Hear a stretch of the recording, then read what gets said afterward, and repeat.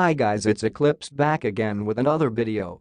Today we are going to do a comparison between Warzone and Apex Legends. However, before we start this video, please don't forget to like and subscribe so you don't lose any video, and it would help me a lot too. So now let's jump right into the video. On the surface, Apex Legends and Warzone appear to have little in common, despite both being FPS battle royale games. But what cues can Apex take from the new Call of Duty Battle Royale in order to stay ahead? Gamers on the Apex Legends subreddit have been sounding off about the improvements both games need to make. Let's jump into the first topic of this comparison: the meta. It's well known that the gun meta in Apex has rarely changed in the last few months.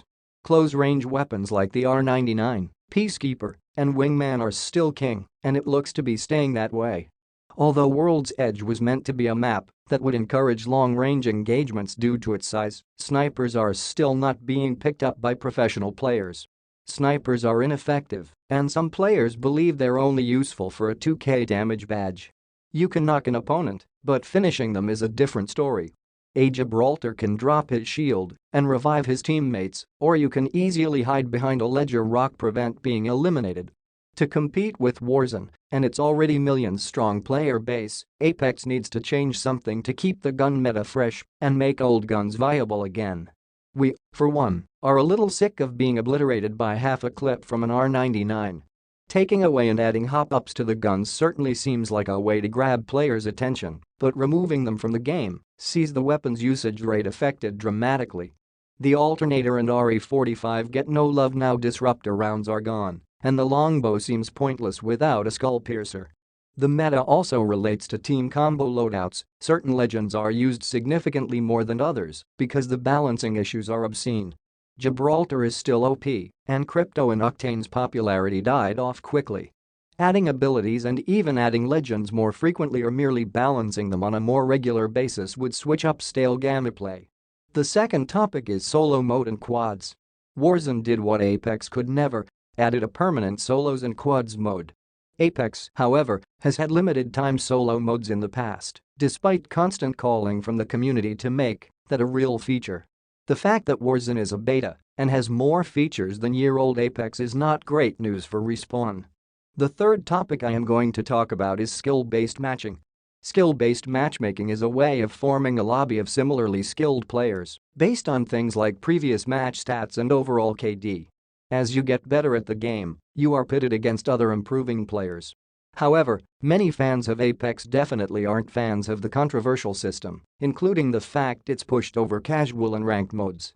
In Season 4 of Apex, developers confirmed they were aware of these woes, saying, "With this patch, we'll be pushing out changes globally to matchmaking that we've been testing in specific regions.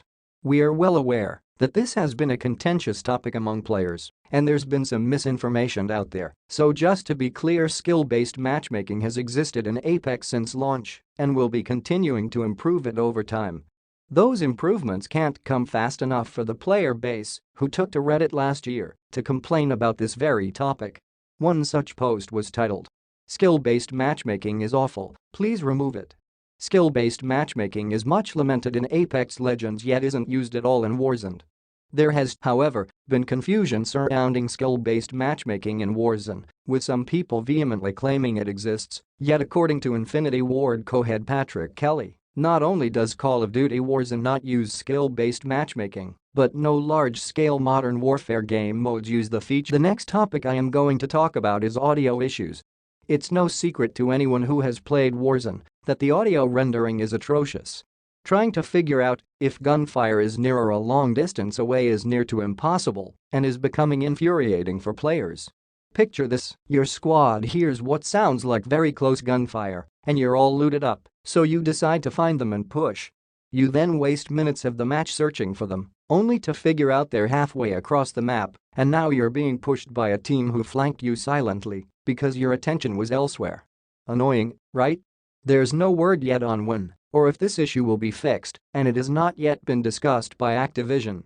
Footstep audio is also a big concern for players. Enemy footsteps are barely audible, allowing full teams to get a silent flank on you and your allies. Dimensional sounds, such as being able to tell if an enemy is above or below you, are non-existent. This is something that Apex Legends have really nailed. It's very easy to tell where an enemy is in a large building based on footstep noises on different surfaces. Some Warzone players have found that adjusting the audio helps them with footsteps, but not enough. Activision is actively working to fix this according to Charlie Intel. The last topic I am going to talk about in this video is the maps. Although Warzone only boasts one map, Verdansk is a brand new game with room to grow. Apex Legends, on the other hand, has been out for over a year and still only implements one permanent map at a time, currently World's Edge. Kings Canyon, the nostalgic launch map from Apex, is constantly called for to be made into a permanent option for players. Respawn Entertainment has brought the map back for certain limited-time events, such as Deja Loot, or for a few days at a time seemingly just for fun. Warzone will undoubtedly be going the way of PUBG and adding several maps to its repertoire, so Apex needs to be careful to not get left behind. It's tough to say which battle royale will win favor amongst fans, but it's clear to see both have major issues preventing them from overtaking the other. So guys, this was all I had to say about these games. What do you think? Did Warzone really beat Apex Legends or no? Tell us in the comments your thoughts about this. See you in the next video. And until then, goodbye.